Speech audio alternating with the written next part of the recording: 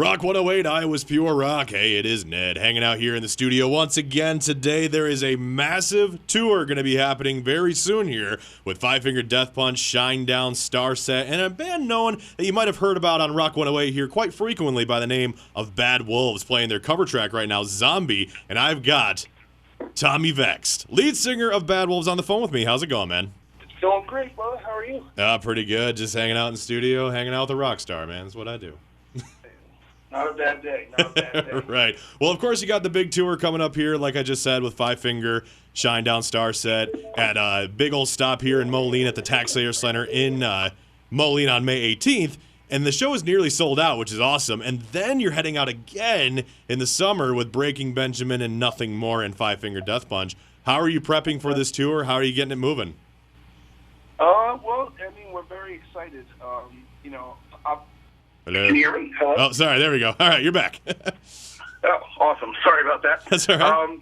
Yeah, we're super excited, and obviously, being friends with the Death Punch guys and having Zoltan as our manager really helped us solidify these tours. And we're just like, it's kind of over the top for us. This is going to be our first run in the States. This is as Bad Wolves, this is our first tour ever. Yeah. So we're very, very lucky and very, very fortunate to have to be on such great lineups. And so I live in Las Vegas, but I'm actually heading out to LA in about 2 weeks, and we're going to do about 4 or 5 weeks of rehearsals before we start hitting the road and doing all the festival dates. Bad Wolves starting up just last year, 2017, and you guys are everywhere now, which is absolutely amazing. You got this hard-driving heavy metal sound, and the band is made up of members from all around the metal world, like In This Moment, Devil Driver, God Forbid. How did you guys all come together to form up in Bad Wolves? Well, basically, me and Doc have been friends for probably coming close to 20 years. Mm-hmm. I grew up in the New York and New Jersey hardcore scene, and then me and Doc and his brother had a side project around 2002 that never really got off the ground. And then I wound up, I moved to LA to do Divine Heresy. And then later on, I sang for Snot. I sang for the Snot reunion. Yep. And on the Snot reunion, I toured with Devil Driver. And that's how me and John Berklin met essentially the first time. And that was in 2008. And so, we got along super well on tour, and I've known Kyle since Divine Heresy since 2007. Mm-hmm. Kyle actually auditioned for that band, and the only reason he didn't get the job was he was under 21. Oh wow! And, and then Kyle went on later to play within This Moment, and he obviously has done tenure with Joey Jordenson's Vimic and Scar the Martyr. Mm-hmm. So we've known each other a really long time. Chris played in Bury Your Dead. So it kind of was just like we started working on music, John and I, and then we just got our friends in the band, and it all just kind of fell into place, Yeah. Now, I'm kind of curious, too. How did you get hooked up with Zoltan? How did he become your manager? Well, actually, I've known Five Finger. God Forbid opened for Five Finger. Devil Driver's opened for Five Finger. In This Moment is toured with Five Finger. Yeah. Five Finger takes out all the good bands on tour. They're notorious for that. Of course. And I was actually at the show where Five Finger got their record deal back in, I think, 2007 or 2000. It might have been 2006. Okay. And I've known Ivan that long. We used to hang out all the time back in the day. And, nice. I was in Vegas for work, and I stopped by Zoltan's house, and I played him the Learn to Live video. Mm-hmm. And he's like, dude, this is fucking incredible. And then he's like looking at the video. He's like, wait, I know all these guys. He's like, that's my friend Doc, and that's my friend John, and that's Chris, and that's Kyle. He's like, what the fuck? He's like, when did you guys start a band? We were like, I don't know, a couple months ago. So he was like, yeah, I want to manage you guys. And that was it. Damn, that's all. It's very much of a situation of, I know this guy who knew that guy who hung out with that guy. Yeah. Awesome. Well, of course, you can't ignore the success of your guys' cover track for Zombie. Obviously, God rest her soul, of Deloris O Rierden from the Cranberries. Now, can you kind of share with me how that all came about? Well, basically when we were writing the album, I was living in Venice, California. I lived in California for about 12 years, and I literally just moved to Vegas in August. I was living in Venice, and I kind of had a routine. You know what I mean? I wake up, I go have breakfast, and I get my coffee and stuff, and I would write lyrics, then go to the gym, and then go to the studio to record vocals on the instrumental tracks that John was sending me. Okay. So this particular day, it was at the end of 2016, right around the time when the presidential election was happening, and we were kind of writing a song focused on kind of the turmoil in the States between people fighting over their political beliefs. Yeah. And the song came on the radio, and I was listening to it, and, you know, when I was a kid, I loved the Cranberries, and when I was little, I thought that the song was about Desert Storm, because I had friends, parents, and cousins and brothers and stuff. Yeah. Fighting that war, and so I listened to it again 20-something years later. Then I looked up the meaning to the words, and I read about the reference to 1916 and Easter Rising and the IRA bombing in Warrington that killed those two kids, and I was like, holy shit, this song is so, you know, what she's talking about is a specific thing in time, but the message is so relevant today, and it's so heavy, and it had so much more meaning. I went to the band and I was like, guys, like we got to do a cover song on this record, and they're like, okay, cool, like, you know, what song? I'm like, it's a Cranberry song, and they're like, wait, what? And then I played it, and I was like, no, listen, and read the lyrics. They're like, yo, this song is so heavy. So we went in and we did it, and we didn't know we didn't necessarily know if the song would make the record. Right.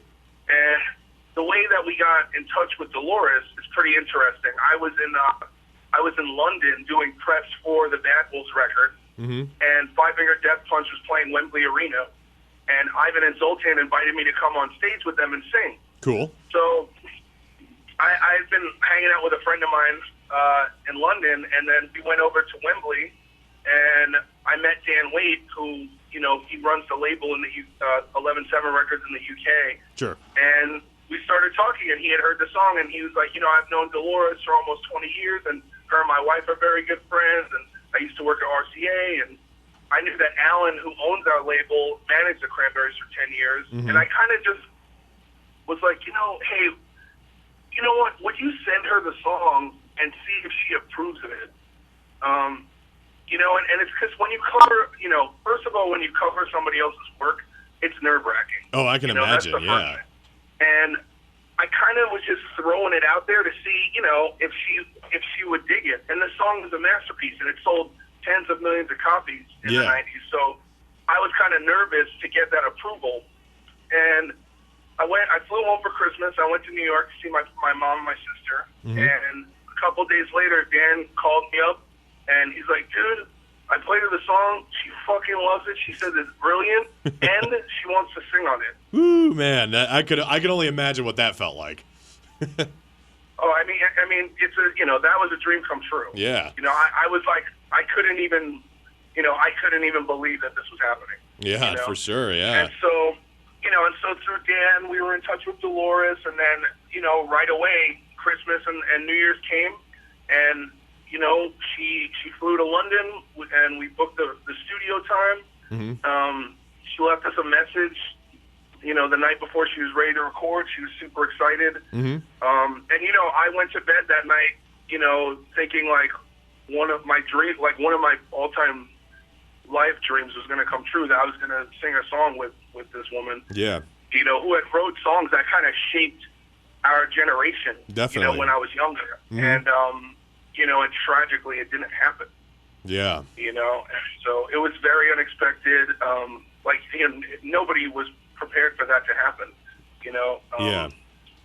And so, you know, it was, we almost shelved the song. This song almost never came out. Oh, man. And ultimately, the label got together, and the band got together in management, and we had a big meeting.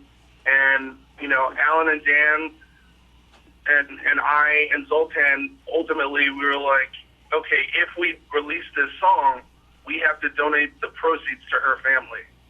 And so basically the label set everything up so that people who, anyone who buys and downloads the song, we're not getting the money. The money is going to go to her children. Yeah, she left behind 3 children, and as it's a sad, tragic thing, and you never really know. You never really know if you can do anything good to help, but right. We had to try, and I think that it was a cool thing because it kind of, we wanted to honor her, honor her body of work. And now the song's getting picked up, and it's everywhere, and it's crazy. And, I think we're just yesterday, we jumped from number 40 to number 4 of the most downloaded songs on iTunes. Absolutely amazing, man. And it's a testament to her songwriting, and how masterful she was, even at such a young age, like when she wrote those songs. Yeah, for sure, man. So, and I've actually... it's kind of a really cool thing. Well, I've actually got my boss man here, Russ. He wanted to ask you a question real quick here. I'm listening to your story, and it's amazing. Do they have any vision of releasing this to pop radio as well? It hasn't really been discussed yet, but I'm assuming if things keep going the way they go, if that would be the next natural progression. I can give you an awesome piece of information, which is in this market and all the surrounding markets, your song is trending huge on Shazam. And rock records never trend on Shazam, which means all the young top 40 kids are Shazamming your song. Yeah, we got some of the numbers from Shazam, and they came in from internationally, and it's been all that stuff is new to me. I don't, you know what I mean? I'm still learning about all that stuff. I still go to the record store. In LA and buy records, and I buy vinyl too. Damn straight, I'm an man. old guy. I still have that old guy mentality. I'm not old, but I just think like that. You know what I mean? Yeah. Well, it's a huge indicator that you could have a monster on your hands. That's great. That's amazing. Yeah, it's so cool, we'll talk to the label and we'll see what they say. Yeah. I'm sure that they know what they're doing. You know what I mean? They really help shape so many bands' careers and help them. They help bands do resurgence of their careers. They help bands break through. I mean, we're a breakthrough band. We're a baby band. We haven't even done one tour, and you can see what the power that 10th Street and Zoltan and Allen and 11-7 have behind us. Not a baby band for too much longer, my brother. Well, we'll see. Congratulations on it. Thanks very much, man. Thanks for the advice. Yeah, and also too, man. Can just to quickly share, it's you guys did the zombie cover so amazingly. We get requests for it all the time. I think you guys did the memory of Deloris so much justice, and it's absolutely amazing. And especially too when you were talking earlier about the proceeds of the sales going to Deloris's kids. Do you know how much has been donated so far? Do you know? No, I don't know the numbers on anything.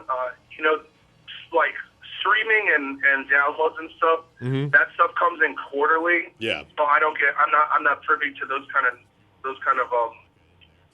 numbers. But No. obviously, every 3 or 6 months, we'll get a report on it. Yeah, definitely, man. It's only been a couple weeks, so Yeah, right. I'm looking forward to seeing how we did on that too. Yeah, I think amazingly. Now, your debut album, like you said, you're a baby band. Now your debut album is set to release soon in spring of this year. Do you have a set release date of when that's going to be here?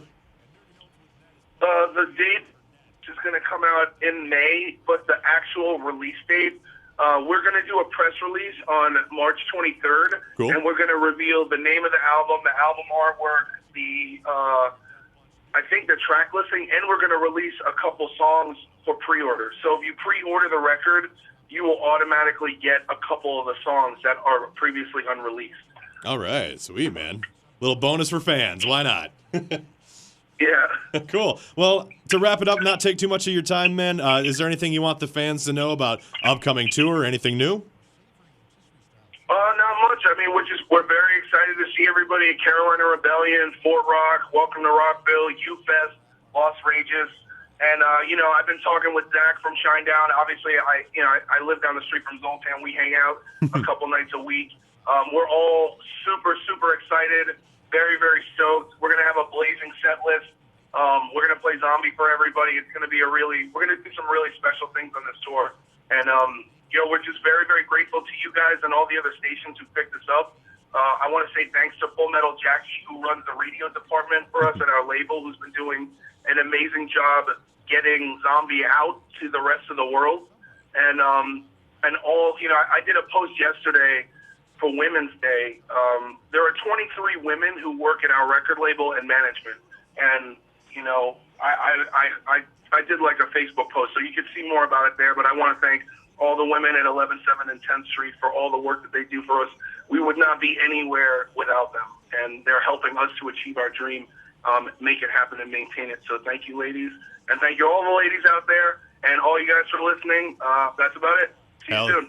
Hell yeah, man. Thank you so much, dude. It was such a pleasure talking with you. Awesome. We'll be there. Looking forward to it. All right, man. Well, thanks again, dude. I'll talk to you later.